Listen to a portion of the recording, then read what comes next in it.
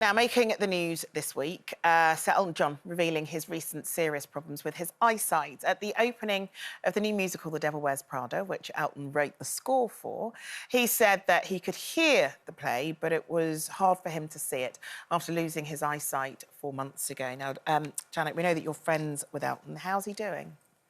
I think it's very, very, very tough. I've talked to him on the phone about it. He's called me and I think it really affected him because he suffers from glaucoma and he had one eye that was okay, that was doing okay, and another eye which is a weak eye. And I think the virus got him in the good eye, so it's left him with a very, very, very poor vision indeed. Yeah. It's impossible for him to read. And very, very difficult. It's made him feel very isolated and he's a very proud person. He would not have wanted to share that because he wouldn't want people to pity him. Yeah. And, you know, he doesn't want our sympathy. It's a battle he's got to fight all by himself. There's nothing we could do for him except send him our love and support. And, you know, when he started telling me about it, I could see how distressed he was, and it really upset me, actually. It really got to me. And the reason partly is because I've got glaucoma in my right eye and I have very, very poor sight in my right eye, and it's getting worse. So I could see that what had happened to him and the way that he sought all these different remedies and nothing has worked so far, but he's still optimistic. And then I think to be a musician and composer and write something, you want to see it. Yeah.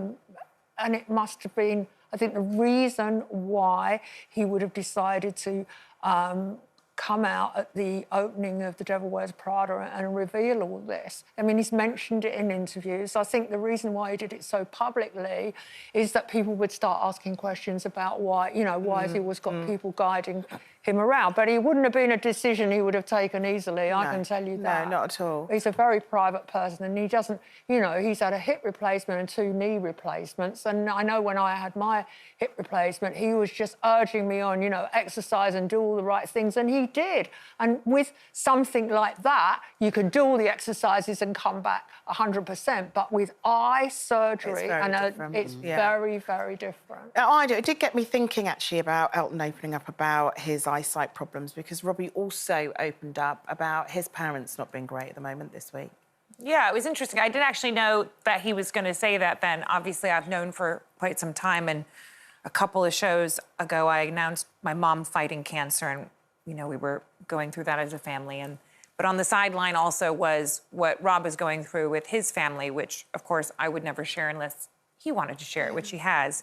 And it's very difficult, much like what you're talking about, Janet. There's nothing one can do to control it or make it better. You can't make dementia go away with love, or Parkinson's get better with cuddles, or fight cancer or beat it because you want to necessarily. Yeah. These are all things out of our control, and there is definitely an element of surrender. I think, just like you touched upon too, I think these scenarios can make you feel quite isolated. Pain can make you feel isolated, and not being at your full capacity is an isolating experience. And it's that weird bit of the, I don't know, the conveyor belt where you realize you're kind of moving up the ladder into a different zone, and that can be intimidating. And it's that life cycle thing, and you don't really get to decide when that happens, and all of a sudden it's upon you, and you realize you're in it, you were in the presence of it. How's Rob with all of it? I think it's very hard for him, you know, and it's hard for me. I think one thing when we were watching, had the premiere of the movie, there's my mother-in-law, Jan. I love Jan very much, and I love Pete very much.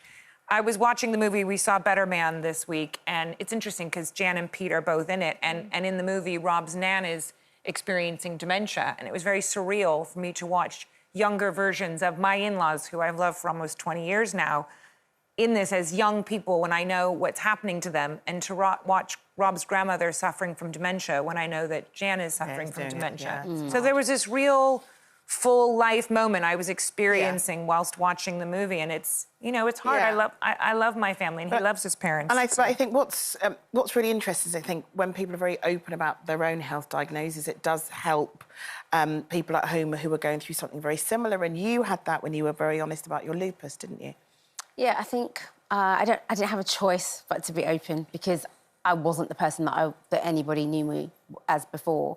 You know, I lost speech, sight, movement. So, you know, somebody would call me and they wouldn't recognise my voice because I wasn't really able to make the sounds of speech properly. So I didn't have a choice. I had to be open about it and say what was going on. And the reaction was great. I mean, the reaction has been amazing and the support's brilliant. But I think when you're in that bubble of illness that you feel is out of your control, what you can control is what you do with your story. And so I took control of that because I felt like, actually, this is not just about me. There are thousands, it's 1 in 9 that have lupus. There are thousands of people out there that are dealing with it also. And I felt like by me being public and open, hopefully that was going to help somebody, and also raise awareness, change things for lupus patients, improve treatments. So therefore I felt a responsibility not to keep my story to myself, but to share it to help others. And there'll be so many who would say...